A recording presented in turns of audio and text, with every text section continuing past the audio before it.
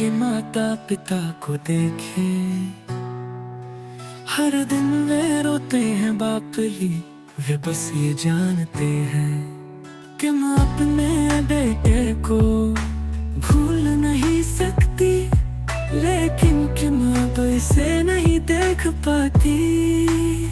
मैं अब तुम्हें याद रखूंगा, क्योंकि मैं तुमसे फिर कभी नहीं मिल सकता।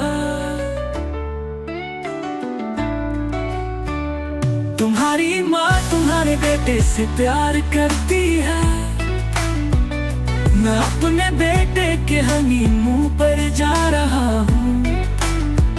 राजा के पास सुर और लंबी मंजिल नहीं है, हनीमून पर जाना बुरा है।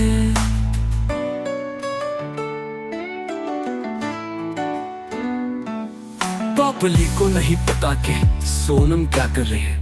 जब मैं तुम्हें भेजता हूँ तो तुम मेरी बात मानो, मुझे नहीं पता कि कैसे बदलना है, आखिरी जीवन तुम्हारा है। मुझे राजा के लिए खेद है, उसकी पत्नी को वहां मार दिया गया था।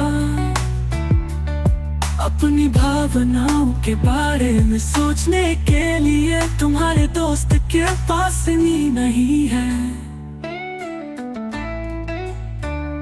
तुम्हारी माँ तुम्हारे बेटे से प्यार करती है, मैं अपने बेटे के हनीमून पर जा रहा हूँ। राजा के पास सुर और लंबी मंजिल नहीं है, हनीमून पर जाना बुरा है।